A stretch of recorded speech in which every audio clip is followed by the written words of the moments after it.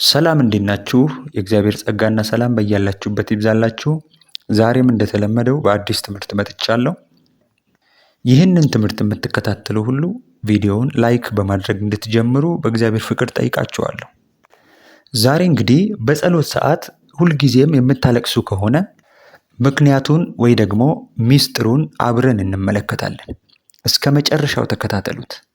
ተባርካችኋል። አንዳንድ ጊዜ በጸሎት ሰዓት ላይ ቃላት ሊገልጿቸው የማይችላቸው ቅጽበቶች አሉ። ወደ ጸሎት ስትገቡና አንዳች በቃላት ልትገልጹት የማትችሉት ስሜት በመንፈሳችሁ ሰርጾ ሲገባ ከዓይኖቻችሁ እንባ መፍሰስ ቢጀምርም የዚህ ለቅሶ ምክንያት ሕመም፣ ማጣት ወይም የሆነን ነገር ከመረዳት ሳይሆን በልባችሁ ላይ የከበደው ከእግዚአብሔር መገኘት የተነሳ ነው። አንዳንዶቻችን በተፈጥሯችን በጣም ደንዳናና ከስንት አንዴ የሐዘን ስሜት የሚሰማን ሆነን ልንኖር እንችላለን።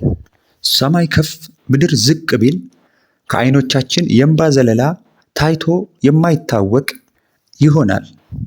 ነገር ግን በምድር ላይ እጅግ ኃያል የተባሉት ልበ ደንዳኖች እንኳን ሊቋቋሙት የማይችሉት የእግዚአብሔር መገኘት ገጽታ አለ።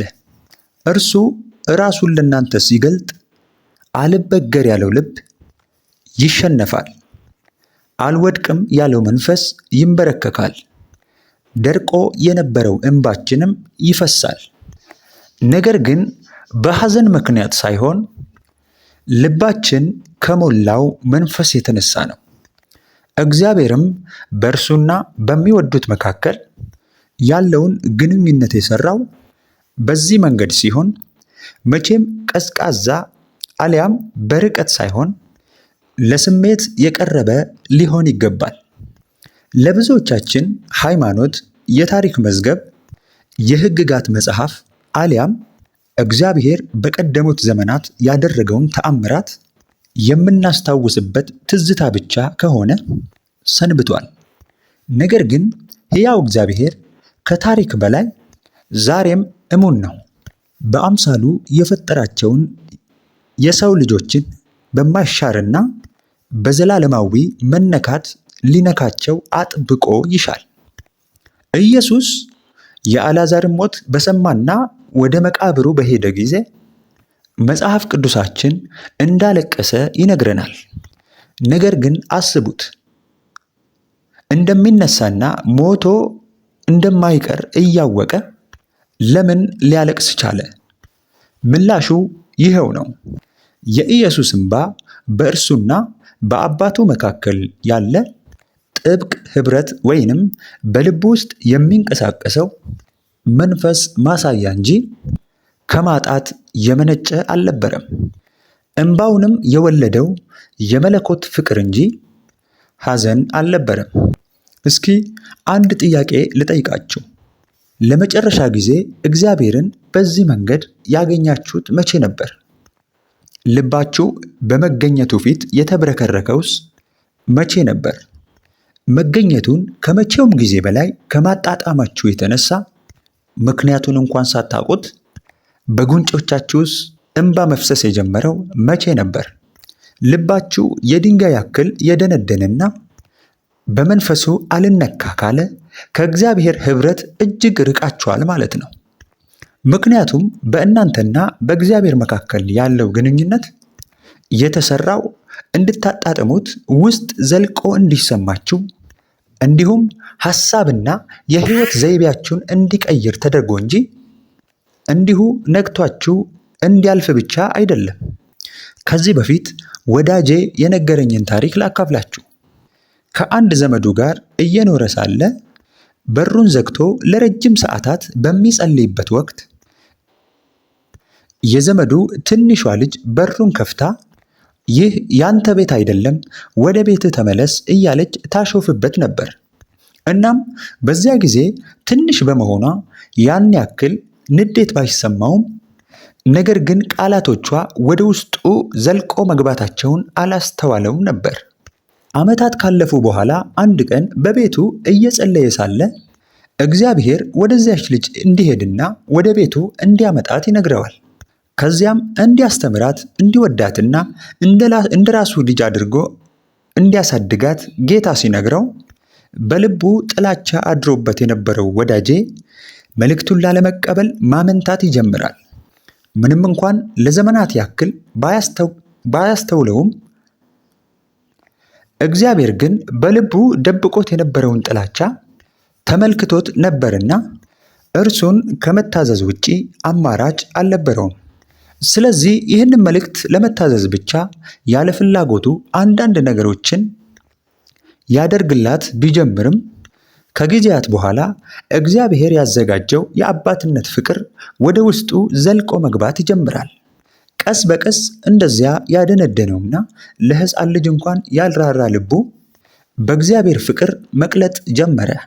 በዚህ ውስጥ ልንረዳው የምንችለው ነገር የእግዚአብሔር ሐሳብ ልጅቷን መታደግ ብቻ ሳይሆን በእርሷ በኩል ወዳጄንም ማዳን ጭምር ነበር።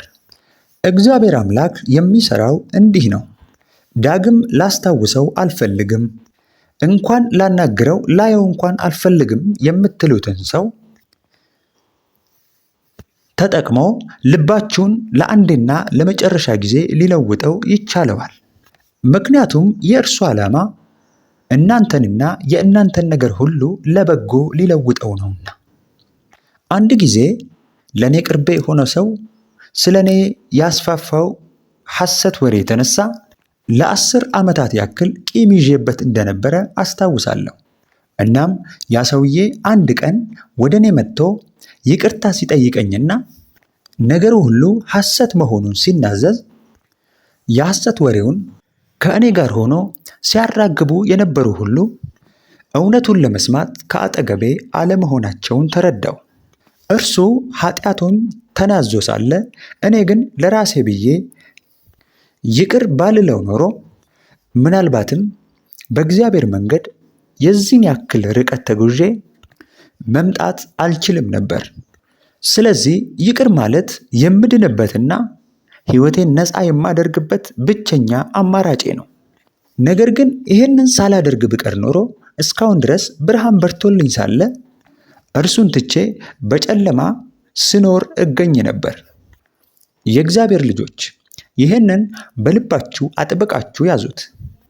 ከጸባችሁ፣ ከቤተሰብ ጥላችሁና ከምድራዊ ሀብታችሁ ይልቅ ከእግዚአብሔር ጋር ያላችሁ ኅብረት ይበልጥባችኋል። ከገዛ ወንድሞቻችሁ ጋር በመሬት ምክንያት ተባልተው ያውም ነገ ጥለውት ለሚሄዱ አፈር ሲሉ የሰማይ ሀብታቸውን ያጡ ስንቶች ናቸው? ለእኛ ግን ከምድራዊ ጥቅም ይልቅ ከእግዚአብሔር ጋር ያለን ኅብረት ይሻለናል። ምክንያቱም እግዚአብሔር ጋር ዘላለማዊ እንጂ ጊዜያዊ ጥቅም የለም። የእግዚአብሔር ፍቅር ልባችሁን ሲነካችሁ ስሜታችሁን ከመንካት ባለፈ እግዚአብሔር መላው ሕይወታችሁን የሚመራበት መሳሪያ ይሆነዋል። ሐዋርያው ጳውሎስ በሁለተኛው ቆሮንቶስ ምዕራፍ 5 ከቁጥር 14 የክርስቶስ ፍቅር ግድ ይለናልና ሲል ምን ማለቱ ይሆን? ይህ ፍቅር ድንበራችንን፣ መሪያችንና ምርጫዎቻችንን እንድንመርጥ የሚያስችለን ኃይላችን ይሆናል ማለት ነው። በምድር ላይ ልታደርጓቸው ሲቻላችሁ ጌታን ስለምትወዱት ብቻ የማታደርጓቸው ብዙ ነገሮች አሉ። ይህም ከፍርሃት ወይም ከሕግ የተነሳ ሳይሆን የምትወዱትን ሰው ማስቀየም ስለማትፈልጉ ብቻ ነው። ፍቅር ሕይወታችሁን ይዞ የሚመራ የማይታይ እጅ ነው። እግዚአብሔርን የእውነት ስትወዱት ከእርሱ ጋር ልታወዳድሩትም ሆነ ልታነጻጽሩት የማትችሉት ወይንም ከእርሱ ጋር የምታወዳድሩት ነገር የለም። ምንም አይነት እርካታ፣ የትኛውም አይነት ሀብት ይሁን ምንም አይነት ወዳጅነትም የእርሱን ቦታ ሊወስድባችሁ አይችልም። እግዚአብሔር የልቡን በመንገር የሚያምናቸውን እዚህ ደረጃ ላይ ስትደርሱ ነው። እዚህ ደረጃ ላይ እግዚአብሔር አምላክ ሌሎች ሊደርሱባቸው የማይችላቸው ስፍራ በመንፈሱ ሊመራችሁ ይጀምራል። ሳበኝ ከአንተም በኋላ እሮጣለሁ እንደሚል መጽሐፍ እግዚአብሔር እግዚአብሔር አንዱን ሲስብ ሌሎች ብዙሃን እንደሚከተሉት አስተውሉ። እናንተ በግላችሁ ከእግዚአብሔር ጋር የምታደርጉት ጉዞ ስለ እናንተ ብቻ አይደለም። እናንተ የምትሰጧት አንዲት እሽታ የብዙ ሰዎች ሕይወት ላይ የምታሳድረው ተጽዕኖ ትልቅ ነው።